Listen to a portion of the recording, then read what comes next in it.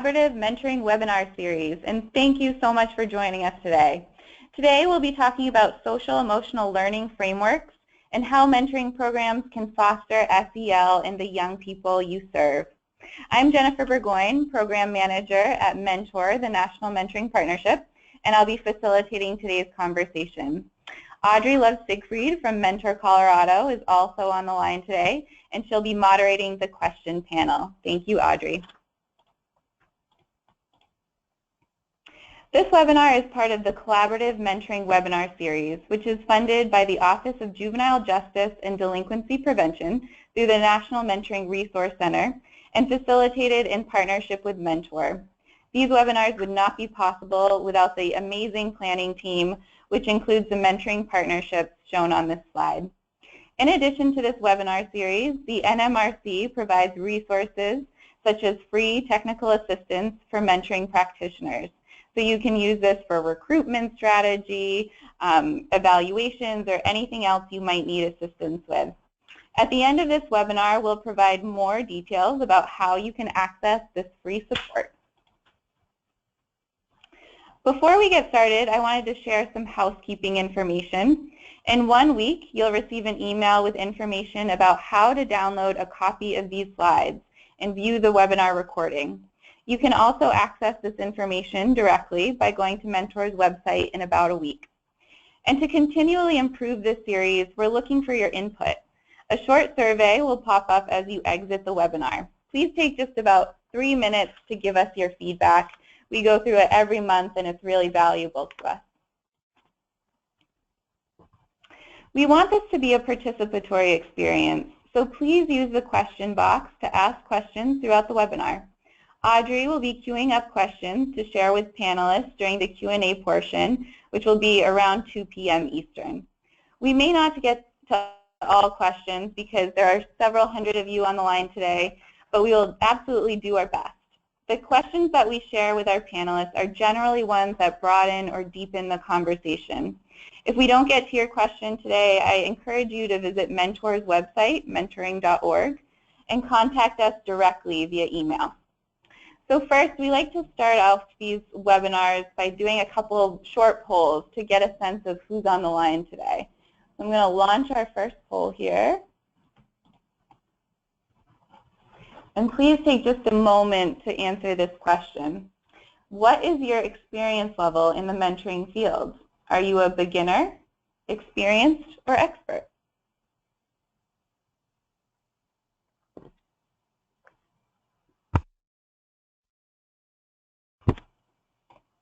All right, so let's see who we've got on the line. Looks like we've got 40% are beginners, 53% are experienced, and 8% are experts. Great, well, welcome to you all. And then we have a second poll here. What is your role in the mentoring field? Are you a practitioner, researcher, technical assistance provider, funder, or other?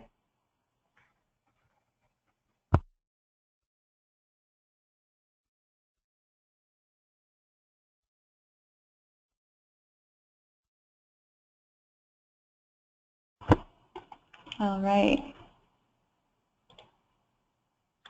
So we've got about 60% are practitioners, about 33% are other. So I'm interested in what that means. If you'd like, you can write in your question box what field you come from. We'd love to hear it. Well, great. We think that today's information will be applicable to everyone on the line, and we really hope that you enjoy the content today. So we're extremely excited and grateful to have 4 experts in the mentoring field on the line with us today. We're joined by Celeste Janssen, the Director of the Institute for Youth Success at Education Northwest, who will begin today's conversation by discussing the many SEL frameworks and definitions out there and how we can better understand this concept. Later, we'll have a conversation with leaders from national mentoring organizations who will discuss how they selected their frameworks and how they foster SEL in their mentees. During that conversation, we'll be joined by Diane Wallace-Booker, Executive Director of U.S. Dream Academy, and 2 representatives from AARP Foundation Experience Corps, Kathy Brennan, the Research and Evaluation Advisor, and Libra Riley, the Education Strategy Advisor. So first I want to introduce you to our first panelist, Celeste Janssen. Celeste is the director of the Institute for Youth Success, which is a youth development and mentoring technical assistance center housed at Education Northwest. Celeste started working at the Institute 10 years ago, and before that she was the director of a pediatric oncology camp. Celeste has been an active member of the mentoring community, a participant in mentors leadership committees, and involved in the most recent revision of the elements of effective practice for mentoring. So with that, I'm going to first turn things over to Celeste to begin today's presentation. Welcome, Celeste. Thank you. I'm thrilled to be here. This is one of my favorite topics. I'm going to start off today just by giving a little bit of context. I think it's really helpful, especially with this area, just to get everybody on the same page, because we are all talking about this concept a lot of different ways. So I want to start off by thinking about a student and what leads to their success in school. And the first place that I think a lot of people jump and policymakers jump is they usually start with curriculum, which I'm going to call content, knowledge, and academic skills. But if you ask any teacher or any parent to give a realistic picture about student success, they always jump to the really big and system and environmental forces that are at play. So when we ask about student success, people say things about the context and the culture and the system. They say, are the students hungry? Do they have housing? Do they have dental care? Are they experiencing a high level of adverse childhood experiences? Are they experiencing bias from teachers or peers? Does the culture that the student grew up in match the culture of the school? Are there additional challenges that that child is navigating? So many of us, when we think about student success, think about students that are learning different content and they're within this context and culture and system. The next thing I want to talk about is that while all of these challenges are real and the situations and contexts are really real, we know that in order for students to succeed, there are some strategies and supports that adults provide youth. So these are the things that we do every day in our work as youth workers, as youth development professionals, as mentoring professionals. So in order for students to succeed, we provide them tools, as do members of their family and coaches. So this is the world and the space that we know well, where we enable student success by building relationships that provide advocacy and consistency and support. So what is missing from this picture? The thing that's missing is actually the topic of today's webinar. So going back to that green box, the content, knowledge, and academic skills, there's another really essential part of a student. Inside an individual, there's a series of attitudes and beliefs and skills. These are the concepts. These concepts are not content knowledge, but they're really the difference between a student that decides to ask for help and a student that keeps quiet. They're the difference between a student that knows how to focus on homework by delaying gratification and turning off the TV, and one that is just going to grab the remote. These concepts really, for every single one of us, they're guiding how we plan, how we resolve conflict, how we communicate, what we're hoping for, how we challenge ourselves to try harder, how we're creative. These are the essential components of who we are, and really, we know that they're essential to student success. So let's move to the next slide and try and think about what are these concepts. If you ask social psychologists, a huge list of terms are used. So what I've done here is just list a few of them, specifically things like emotional competence, self-regulation, social skills. These are things that come up often. What I wanted to stress is that these are not the only terms to use, and that really all of these are kind of buckets. And in each bucket, there are really important concepts. So for instance, in my bucket that's red, that's called future orientation, I might also have concepts like goal setting and hope and optimism. My self-regulation bucket could include self-management and self-discipline. So these are not the only words that are used. These are just some of the words that are used. And I want to call special attention on the very bottom to the mindset bucket, because there's been always a lot of, over the last couple of years, a lot of talk about growth mindset. But there are other types of mindsets. There's self-efficacy, mastery orientation. There's whether or not the student sees relevance with what they're learning to their individual life. And all of these concepts together help somebody determine what's their motivation engagement, or what is their social-emotional development. So as you can see, this is a little bit of a language soup, and I wanted to just spend a moment talking about that. What to call this really diverse group of skills and attitudes and beliefs is pretty hotly debated. Some of the popular terms that are floating around are listed on the screen. You all might have heard of non-cognitive skills. You might have heard soft skills or 21st century skills. Sometimes workforce development skills are what employers like to call them. A new term that was recently introduced by Transforming Education is MESH, which is the one on the bottom, Mindset, Essential Skills, and Habits. For better or for worse, it seems like folks really choose one and go for that one. Here at Education Northwest, we usually use the term social and emotional learning, which we think is a step towards greater specificity instead of using something like non-cognitive skills. But it also is a flawed term because it excludes things that are more closer akin to attitudes or beliefs. So words like skills and learning can really be, can indicate that students are responsible for developing those skills. But we really know that it's the context that students are immersed in that helps foster the skills. So you shouldn't hold a student responsible for their own sense of belonging. Rather, it's our job to be sure that we are creating climates that are welcoming for young people. So we have this really interesting language soup about what to call these concepts.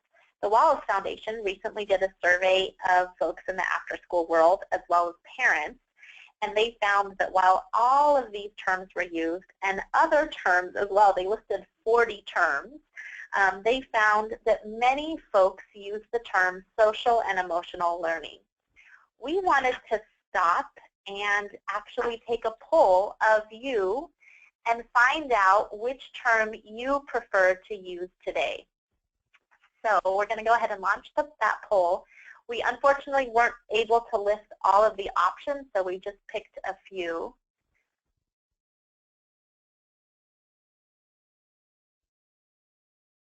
And let's give you just a little bit longer to vote before we'll close the poll.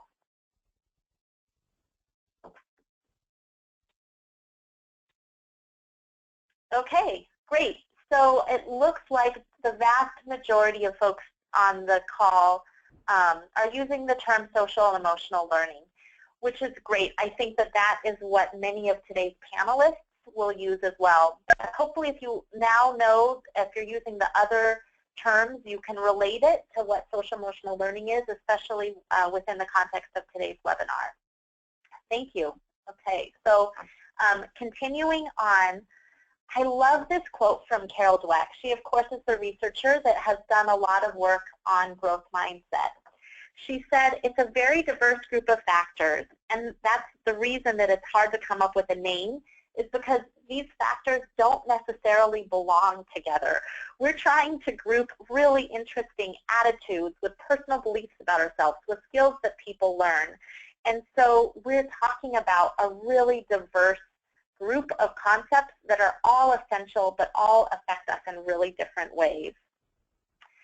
So just like the confusion on what to call these things, what I also wanted to point out is that it's, we can advance the slide, that how things are grouped together is also really hotly debated. At this time, when I do presentations on social emotional development, I talk about how it feels like there's almost a national race to come up with the best framework on how to bucket social and emotional development. I'm going to name just a few of these, not to say that one is better than another, but to say that there are lots of different things out there, and there are different social psychologists created frameworks, and maybe one will speak to you as you're doing some work in this area. My personal favorite is this one that was developed in a really awesome literature review called Teaching Adolescents to Become Learners.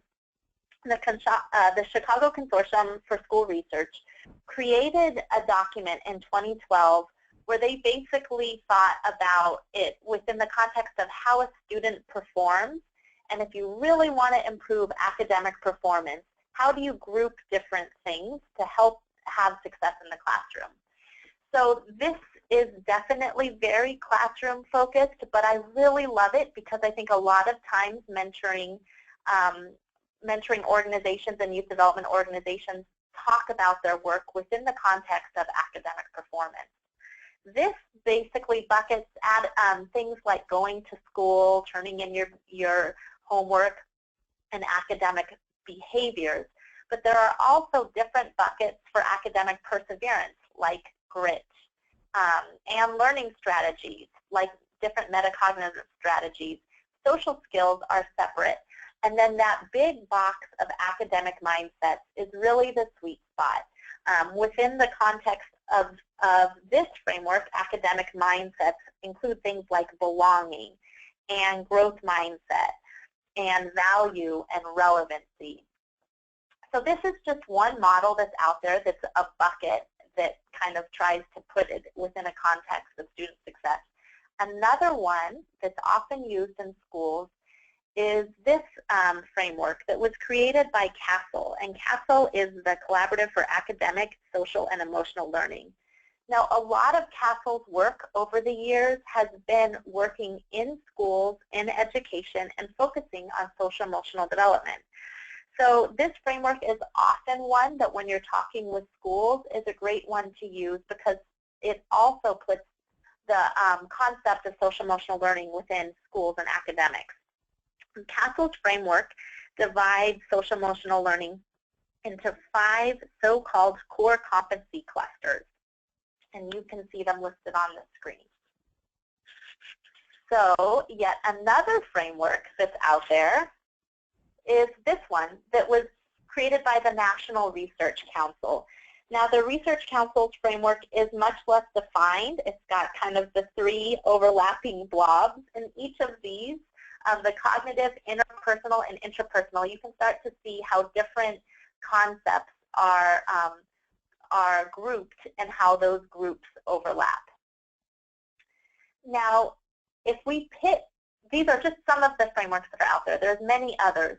But if we start to pit some of these frameworks against each other, we see that there are some places where there's overlap. And the University of Minnesota actually has been doing some work and looking at some of the different frameworks and putting them together to try and find how they map against each other.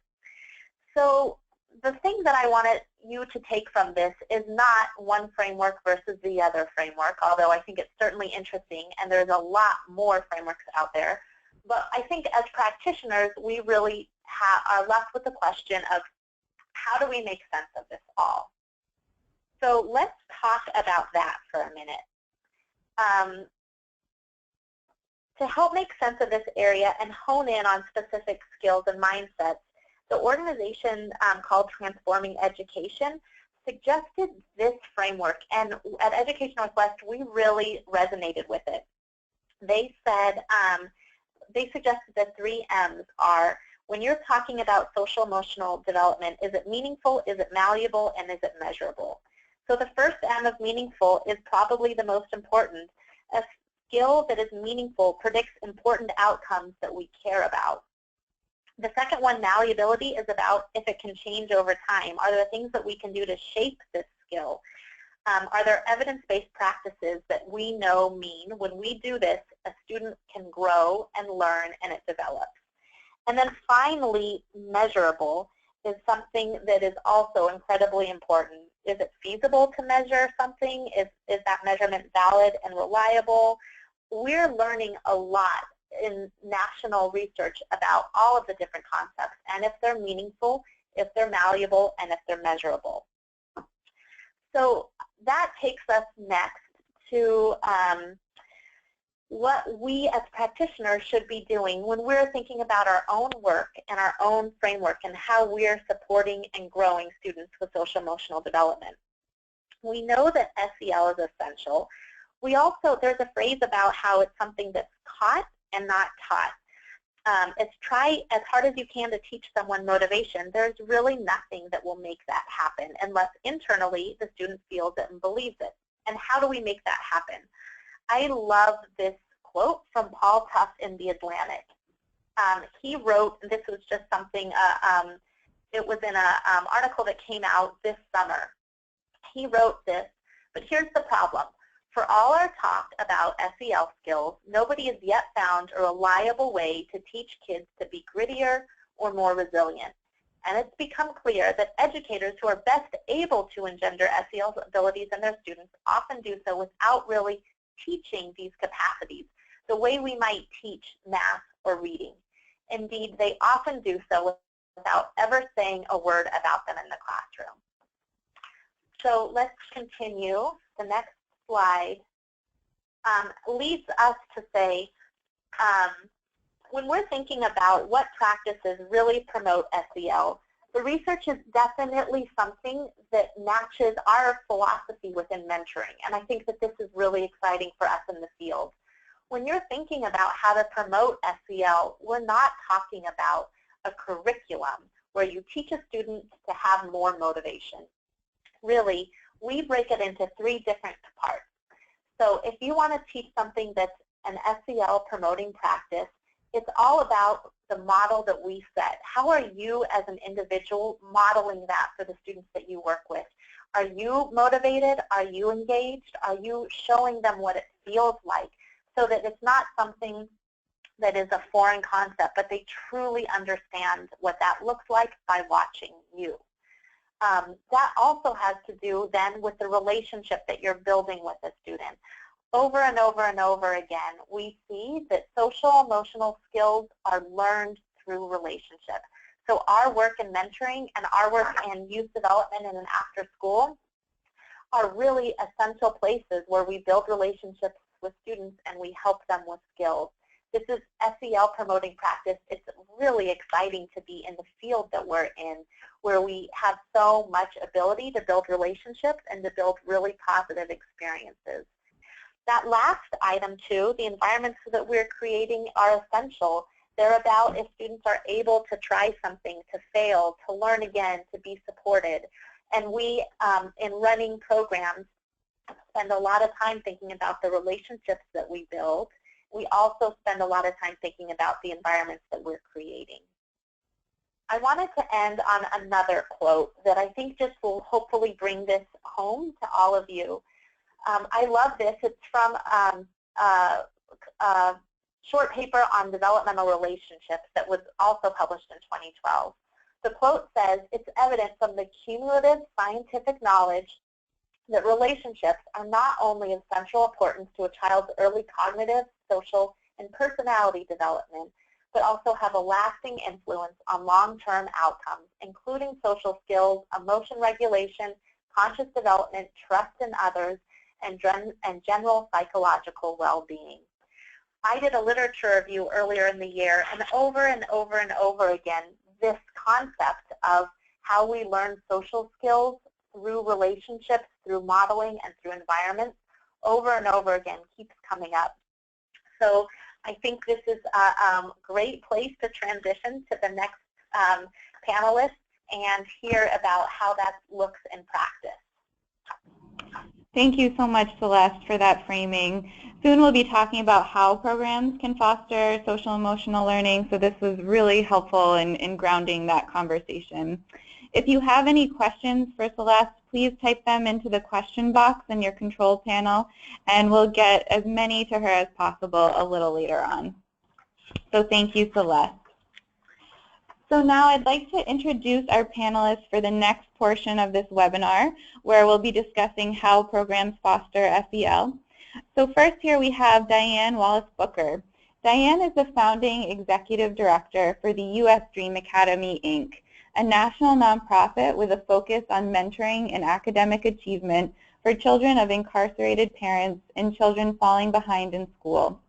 Since its inception, she has led the organization and refined an after-school and site-based mentoring model of skill building, character building, and dream building. Having served over 9,000 students across the country, she has amassed a wealth of experience in the successes and challenges facing young people today, as well as the challenges facing nonprofits in this daily work. Hi, Diane. Thank you so much for joining us today. Welcome. Hi. Thank you. Great to be here. And we also have Libra Riley. Libra currently serves as Education Strategy Advisor for AARP Foundation Experience Corps, where she leads the development of training resources anchored by national standards for literacy instruction, Common Core, and youth mentoring, and implementation of a blended training delivery model that includes traditional and e-learning technologies to ensure consistent program replication and increased capacity across the EC network. Prior to joining Experience Corps, she served as Director of Programs at Mentor, the National Mentoring Partnership, where she provided grants management, training, and technical assistance. Her background also includes program management for YWCA and corporate communications for Warner Brothers Entertainment. Libra holds a BA in Sociology from Howard University and a certificate in e-learning instructional design from the Association for Talent Development. Hi, Libra. Thank you so much for joining today. Thanks, Jennifer. And finally, I'd like to introduce Kathy Brennan. Kathy has worked in education and youth development for the past 15 years, managing and evaluating youth-serving programs. She is currently the Research and Evaluation Advisor for AARP Foundation Experience Corps. In her work, Kathy models the importance of using research to inform strong practice in her day-to-day work. Kathy oversaw the visioning, research, and development efforts that led to the creation of the Experience Corps Mentor Toolkit, which we're going to talk about today. Welcome, Kathy. Thanks, Jen. So we're really excited to learn about both of your programs and how they foster SEL in the young people you work with. But I'd love to just start us off by learning a little bit about your programs and your models so we have a better basis to understand how you incorporate SEL. So Diane, could you tell us a little bit about US Dream Academy and why social emotional learning is an important component of your program? Sure. So the Dream Academy is an after-school and site-based mentoring program that, as you said, is focused on children who live in very high-risk communities and have a parent incarcerated or they're falling behind in school. So we're co-located inside of Title I public schools for easy access to our student population every day after school. We were founded by Wintley Phipps, as you'll see him there in the picture singing with some of our students, about 19 years ago. And Wintley's initial vision was to help break cycles of generational incarceration. And we do this really by identifying children in communities that are literally caught at this very dangerous intersection of mass incarceration, failing schools, crime, and poverty. And from the very beginning, Wintley's charge to us was that we find a way to increase the density of caring, loving adults in the life orbit of a child. He would insist that there is just no substitute for every time a child turns around, he or she bumps into an adult who is saying, you can do it, or I believe in you, you have what it takes, or I love you, or I care for you, or I'll be here for you. He wanted to create an environment where there was this constant source of encouragement, support, and hope. We knew from the very beginning that relationships worked. We didn't necessarily know why. 19 years ago, we didn't have all these great frameworks and models and research, but we knew that it worked. We knew that expressing love and care for young people helps to heal, and that these young people had the ability and motivation deep down inside somewhere to be successful as any other child on the planet, even though a lot of times people would look at the students that we serve and write them off. Right? And so we really work to help bring that potential on the surface to life. Jennifer, on the next slide, there's actually, I think it's 2 slides now. Yeah, if you go one more. our program really is undergirded by 3 youth development principles, and it's really skills, character, and dreams. And we believe that these 3 components are necessary for any child to be successful, right? Not just kids who are at risk. So we infuse all of our activities with these 3 elements. It's got to include skills, character, and dreams, and we really focus a lot on reading and math. But of course, we quickly realized that these kids that we were working with, their emotions were very tangled up inside. The fears, the emotions, anxiety, and trauma, they were all jumbled up inside their heads. Oftentimes, they didn't have the language to even talk about their feelings. We knew that if we couldn't help our young people learn how to manage their emotions, give them new language, and find ways to how to filter these emotions, that we would not be able to help teach them how to read or excel in math. And we sure weren't going to get them to be able to focus on their future. But we saw day in and day out with social emotional development taking a back seat to daily survival.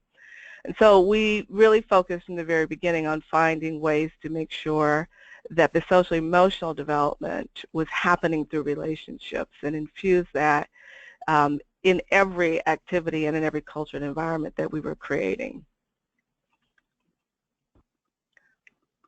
That's great. Thank you so much for that background, Diane.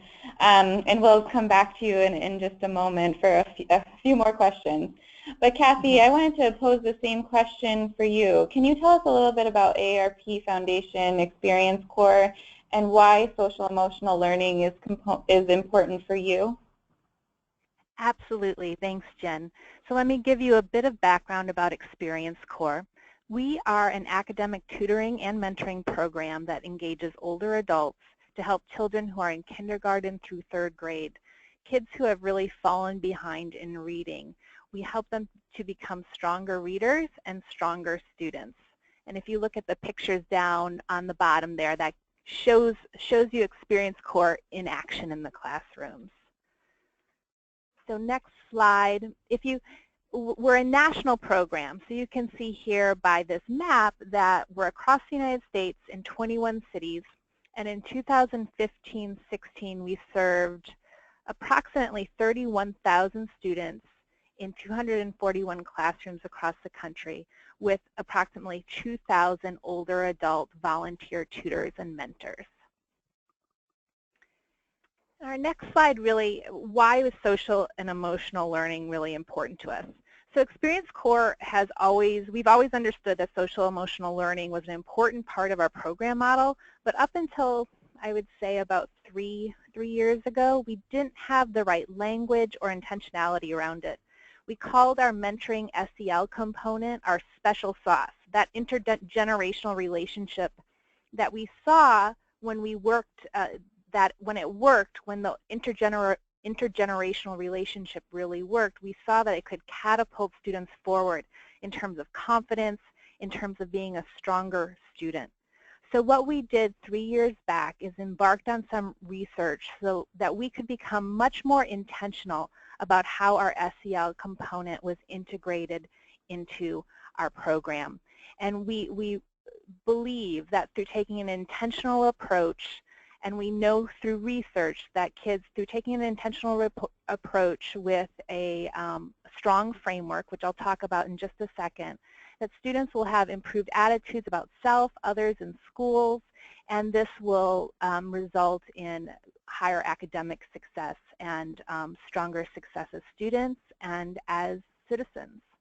So if you go ahead 2 slides, Jen, a little bit more on the research. So we really delved into being much more intentional about SEL because it bears out in the research. Students who have SEL embedded into their programs, participate in SEL programs, have higher academic gains and stronger lifetime outcomes. Thanks so much, Kathy. So you've talked a little bit about why SEL is important. Let's back up just a step and see how your organization began that process of focusing on SEL. Which of the many frameworks did AARP adopt, and how did you select it?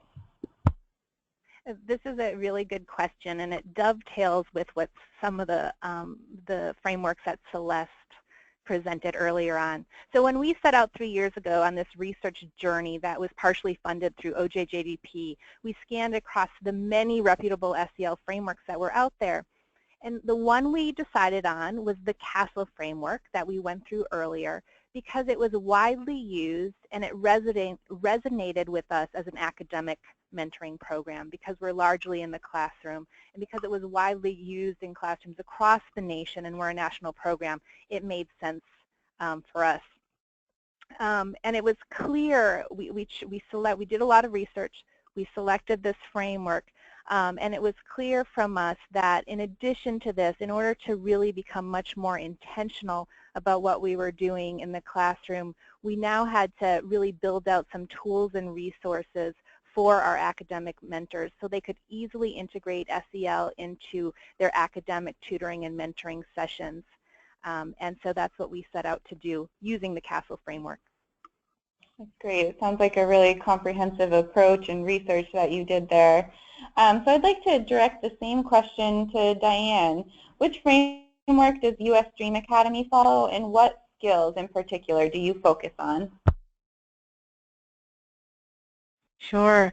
So, yeah, as I said earlier, we really built our program around these 3 pillars of skills, character, and dreams. And our effort really is to work on increasing the density. So as we looked at how we would ensure that the relationships that we were building were high quality, similar to AARP, really wanting to find a more intentional way of doing this, because people come from all different backgrounds, and their thoughts about relationships and high quality relationships and what it means to be caring and kind and patient all look very different. So we wanted to have a more streamlined way of training and supporting our mentors in helping to build these relationships. So we adopted the Search Institute's developmental relationships model, which you see on your screen. Many of you may know the Search Institute for their work around the 40 developmental assets, and they do an incredible amount of work around youth development and have been leaders in this area for a long time. We really fell in love with this model because instinctively we had already been doing this for many years, and it fit so well into how we operated already, but it gave us that real opportunity to break up that relationship into these 5 buckets that they have here: express care, provide support, challenge growth, share power, expand possibilities, and the opportunity to really train and support mentors and staff around what this behavior looks like in each of these different buckets. And then to even more refined, to begin to understand why that was helping a young person to build perseverance, why it helped to tap into that internal motivation, how it was helping young people to tap into their own sparks and passions. So this model we really have gravitated towards, and we're currently in a partnership with the Search Institute through an OJJDP grant, looking more closely at mentoring and developmental relationships, as well as the impact on social equity and mentoring. And so the research, of course, has shown over the years that these help to build assets. We are really focused on these 6: perseverance, future aspirations, empathy, self-regulation, internal motivation, and integrity. And the Search Institute also has a survey called the REACH survey that helps us to measure how well we're doing in each of these areas, how well kids are coming along in their perseverance and what they're thinking about their future. And so that tool also has really helped us to understand, are we doing well? Like sometimes we think we're doing really well in these relationships, and then we take a look at some of the surveys and say, oh, okay, this is an area we really can increase and support our mentors and staff in better.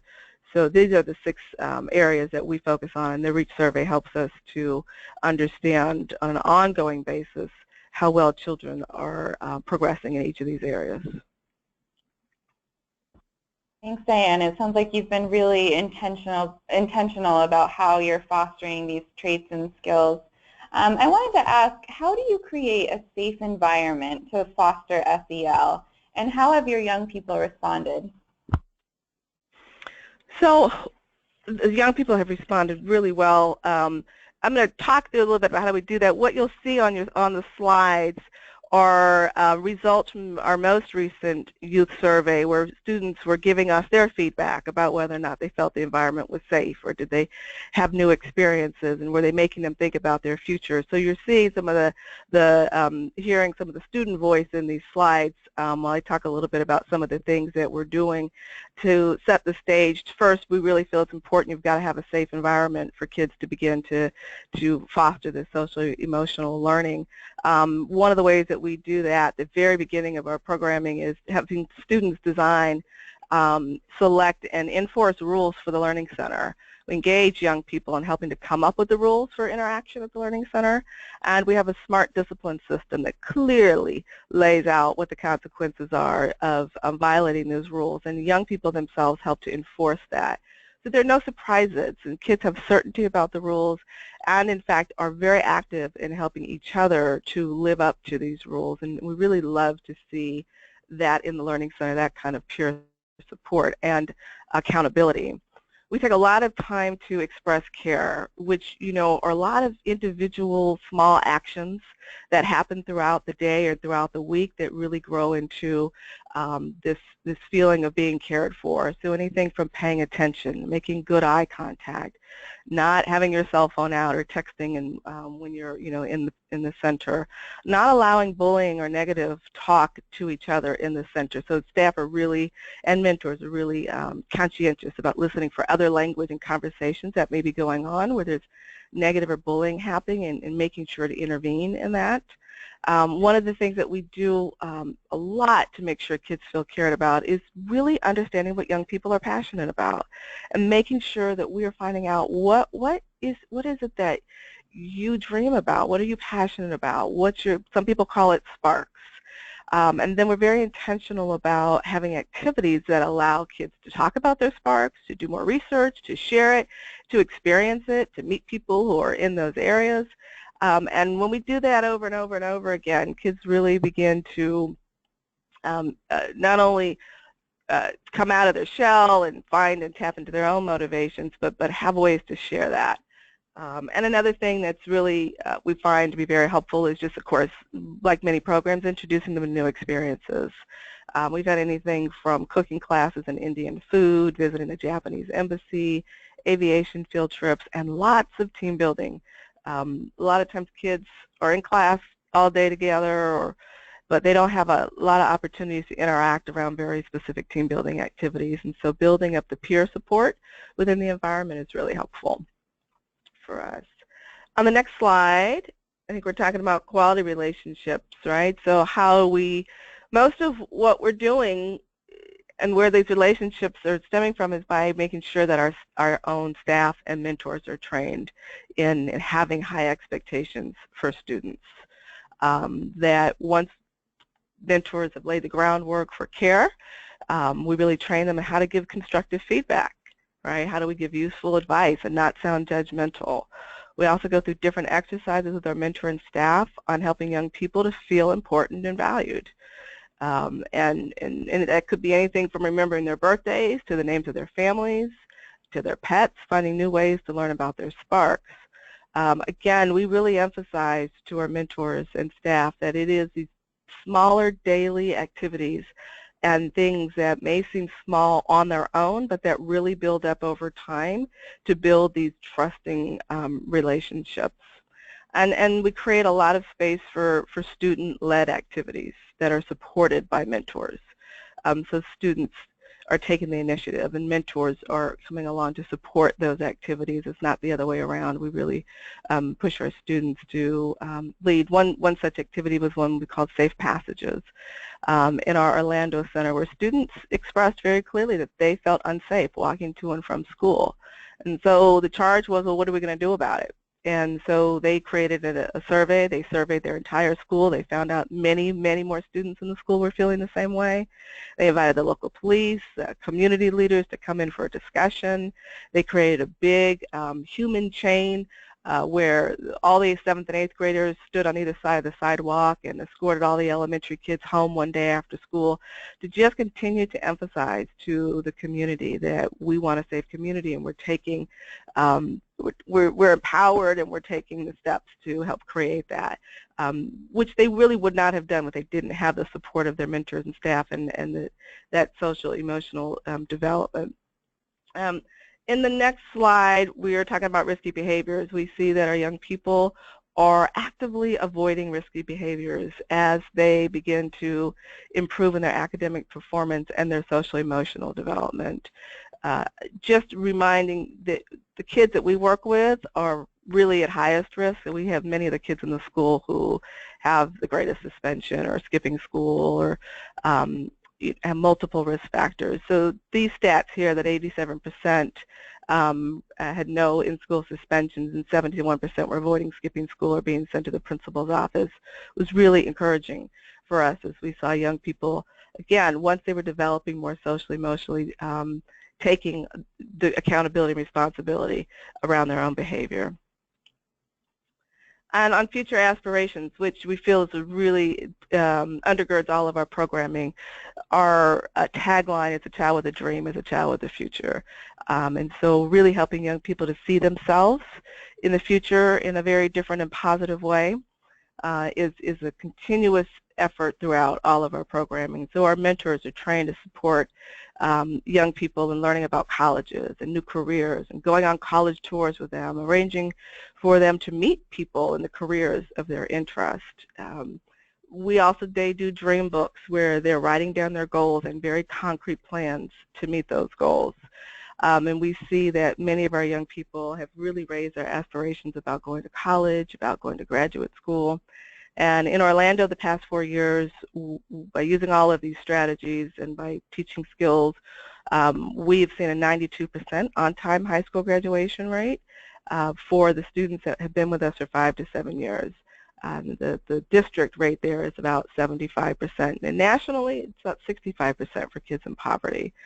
So the combination for us of the social emotional skills as well as the academic skills, along with the future orientation, we feel has been a really successful recipe for success for our young people. And in this last story here, I really want to encourage you all, just a little bit of homework after this, to spend this speech here is about 10 minutes, and it was given by one of our students named Kendall from Houston, Texas, who had a really, really traumatic upbringing. His mother was not only incarcerated on and off, she was had mental health issues and was drug addicted. And at one point in his life, early on, she tried to kill him. He then got put into foster care, he and his sister, and it wasn't until his own grandmother, who was an alcoholic, kind of got her life together and then got him and his sister out of foster care. So he ends up coming to the Dream Academy in the 5th grade on the heels of all of this. And I want to, if you listen to his story, unfortunately I can't play any of it here, but as you listen to him talk about, and he really just very clearly talks about social emotional intelligence. And you'll see here in his quote, he says, Coach Walter taught all the kids in the Dream Academy about social emotional intelligence. He says, and for me, a young black boy, no one was working on developing these skills. Learning all this new information made me feel like a whole new person.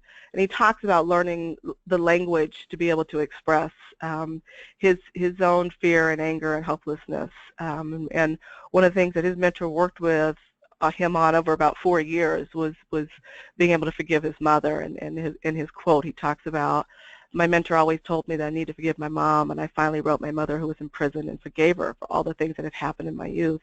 And he says, in doing so I never felt more free. We literally saw this young man come to life as he began to filter through and understand his own social emotional intelligence. And so I just encourage you to take a look at his own videos and hear it in his own words, the impact of social emotional development on his life. Thank you so much for sharing that story, Diane, and for talking about your approach. It sounds like it's been really effective.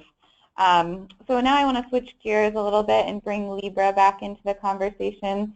Libra, I'm wondering, can you tell us a little bit about how Experience Core promotes the skills you focus on? What are some of the strategies or activities you use to encourage the development of these skills? Absolutely. Thanks a lot, Jennifer. And please forgive me, just as it's time for me to speak, someone's outside with a jackhammer. So I don't know if you hear that at all. If you don't, that's wonderful. I will keep going. Just wanted to make sure that if I need to make adjustments, you'll let me know. So how do we promote? Well, for us, Kathy, my colleague Kathy Brennan has already walked you through sort of all the research that we did to make some decisions about the framework that we wanted to use, and then once we settled on that framework, which was CASEL in our case, we had to really then take a look at how we did what we did, how we do what we do, and how we say, how we talk about what we do, all of our messaging.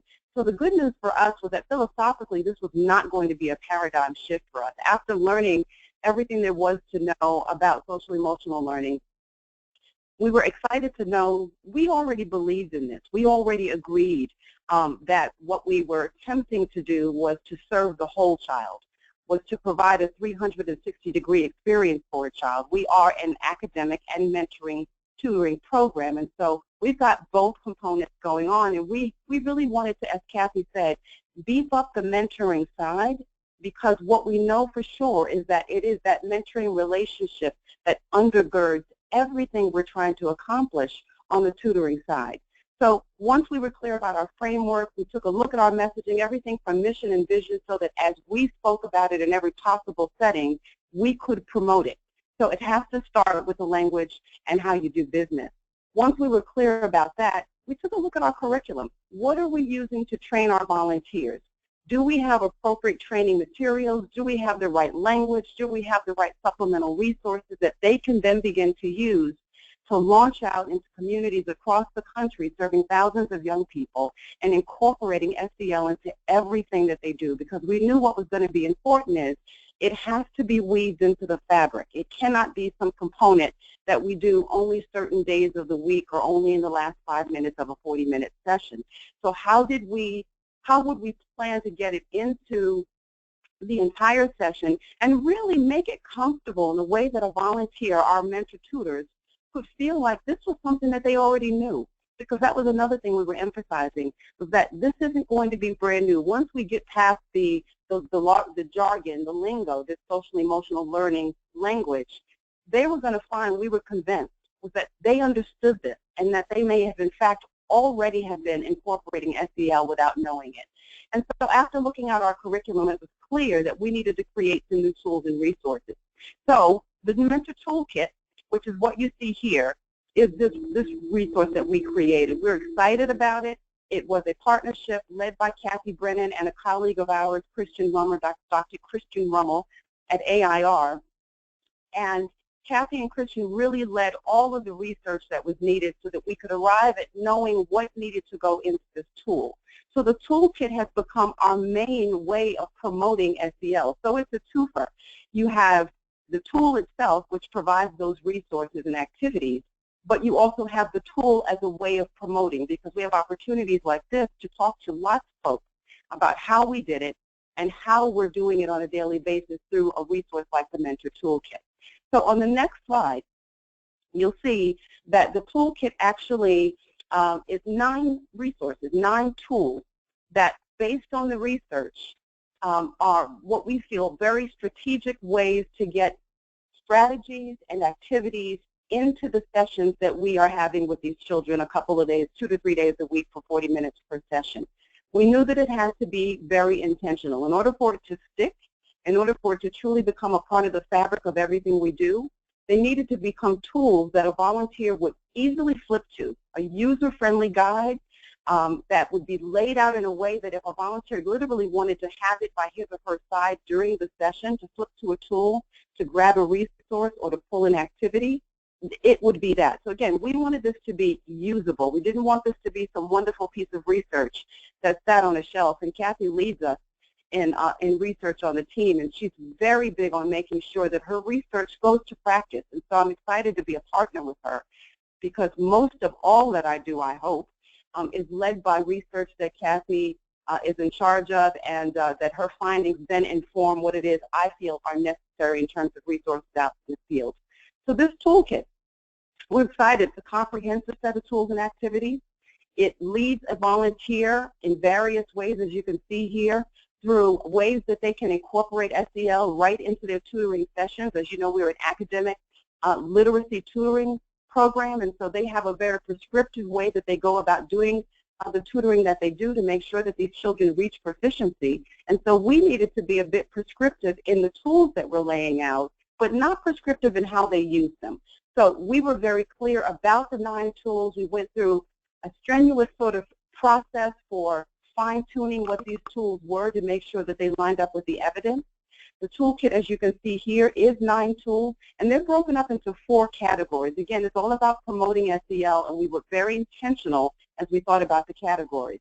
The categories they fall into, these 9 tools, are the interactions that our mentor tutors have with the children in either one-on-one or small group tutoring sessions, questions that these tutors can use so that they can begin to be a little more conscious of how they are talking to the children, the questions that they're asking the children, again, weaving it into how they do the work that they do during the session. Activities is that 3rd quadrant or category that these tools fit into. So we have designed some very specific activities that they can use to incorporate SEL into their tutoring sessions. And finally, guidance. One of the examples of the guidance we provide is that we templates, for example, for helping a child establish goals.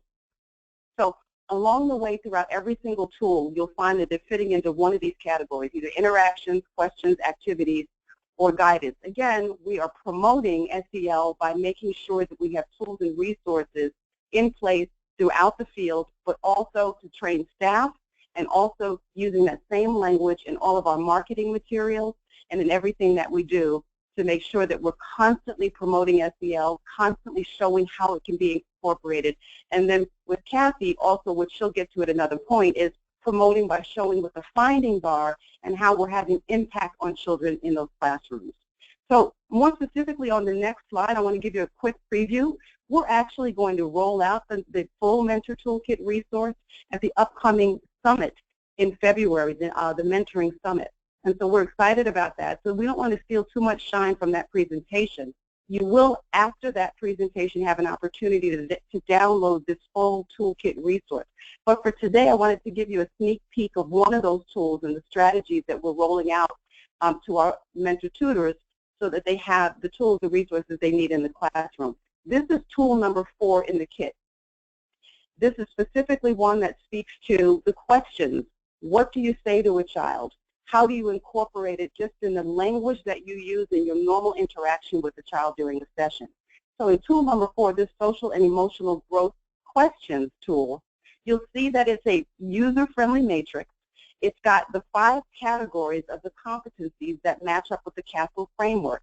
And so if you're a volunteer in a classroom that needs to, because you've had the training, you will have known how to look at those 5 categories and think about the children that you're working with.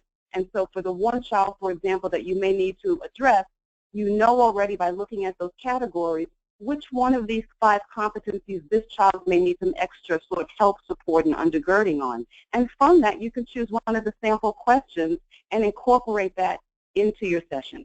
So what we know in creating a document like this, the feedback we've received so far has been outstanding. What we're finding is they're not only using these questions, but by having a resource like this, they then have a model for developing additional questions. So this is just to get them out of the gate.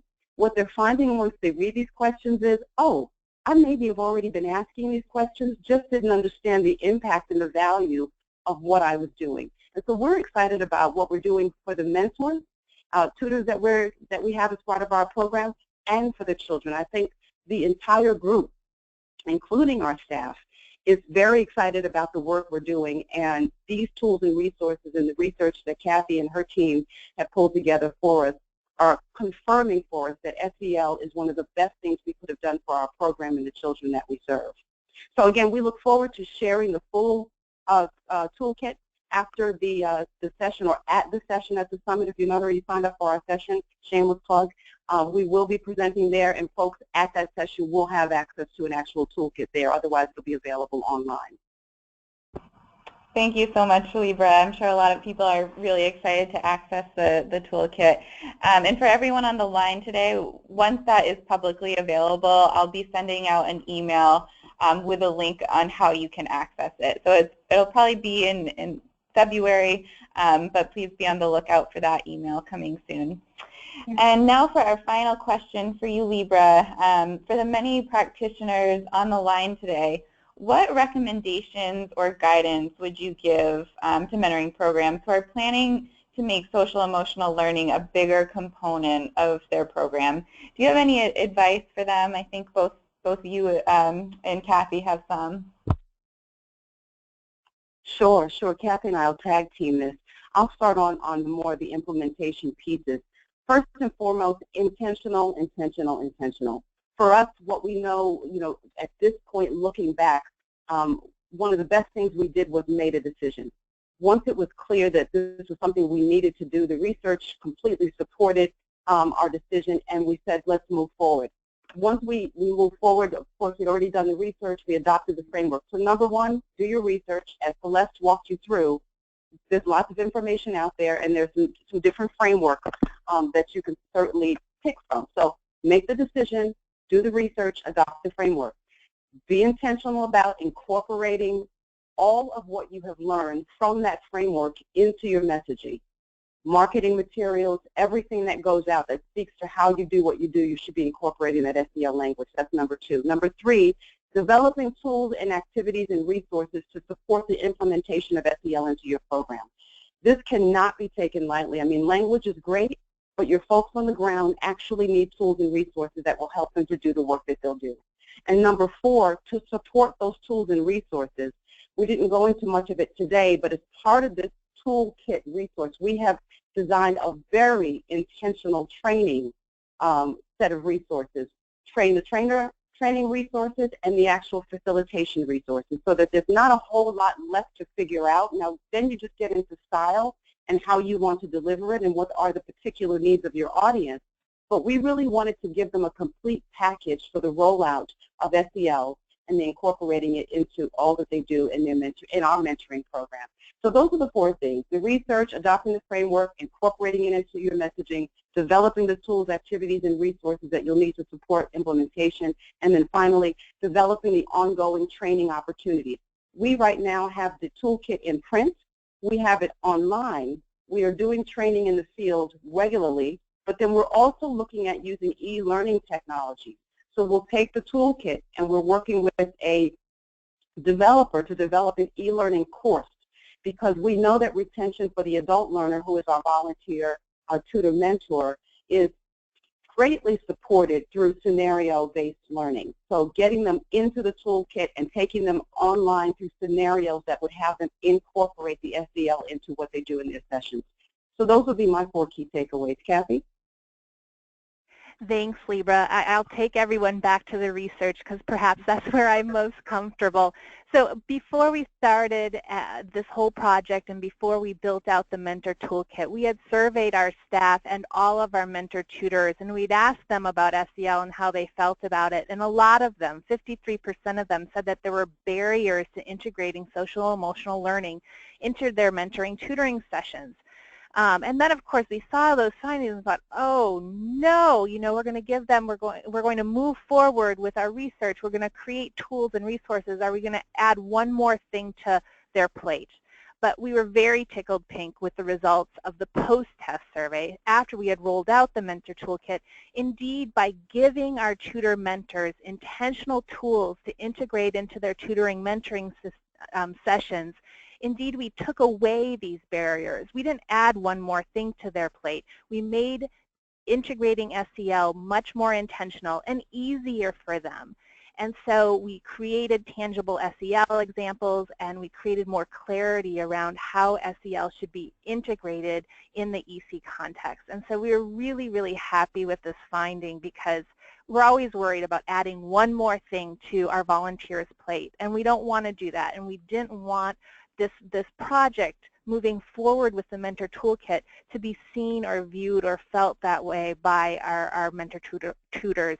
And we're very happy to say that indeed it wasn't. Indeed, by being intentional, we took away barriers, and they feel much more comfortable integrating social emotional development, learning techniques and tools into their sessions.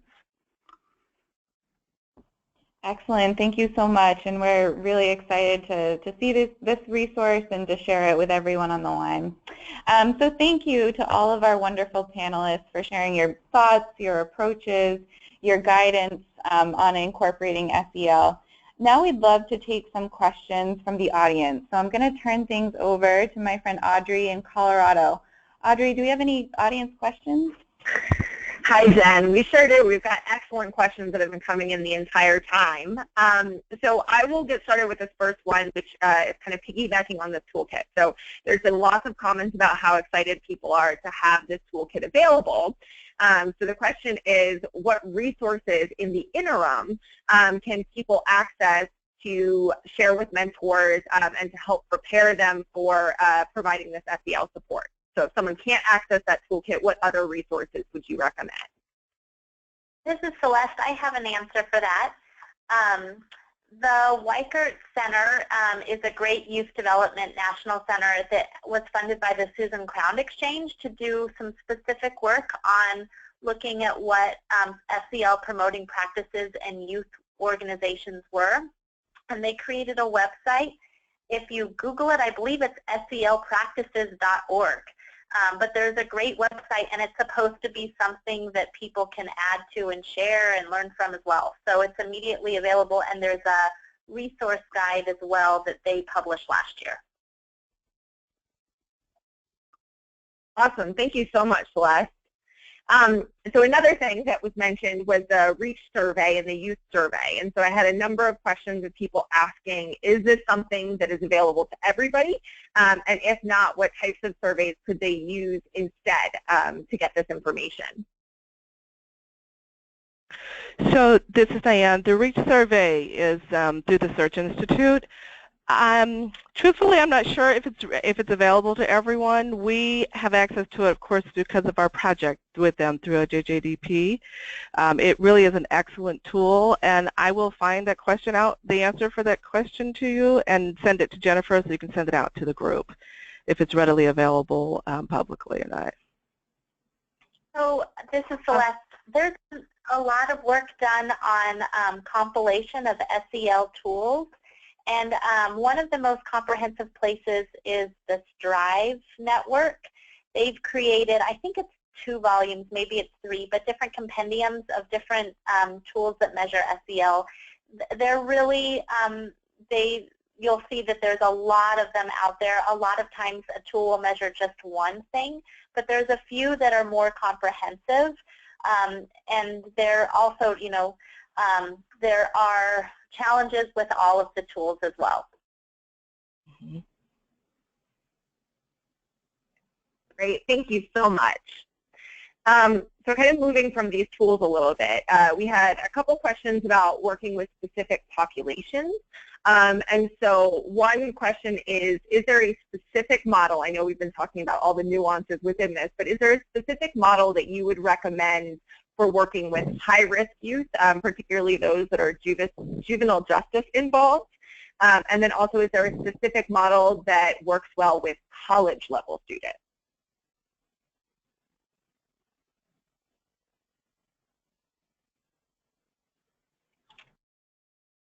And that question can go to anybody. Oh, sorry.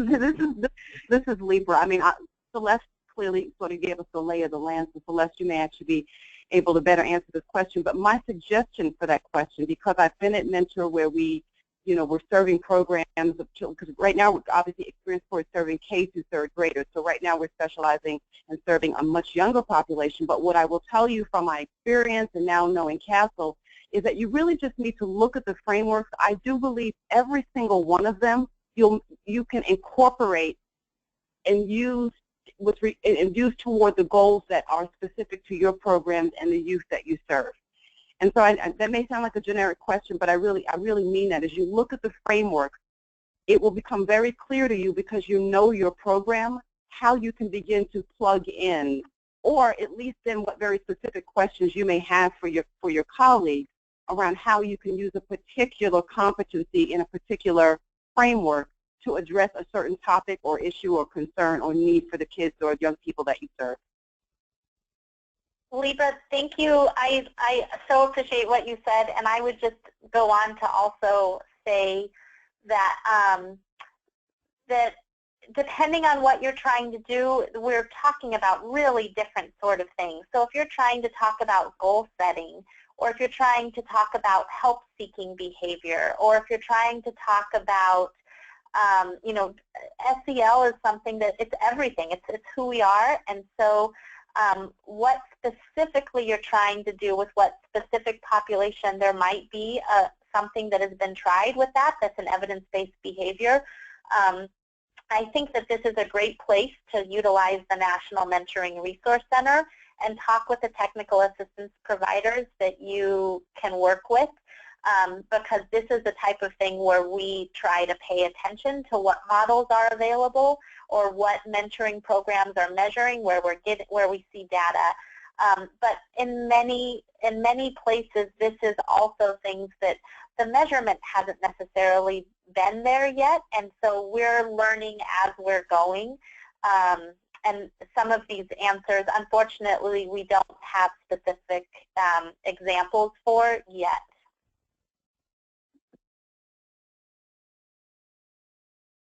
Okay, great. So it looks like we have time for just one more question.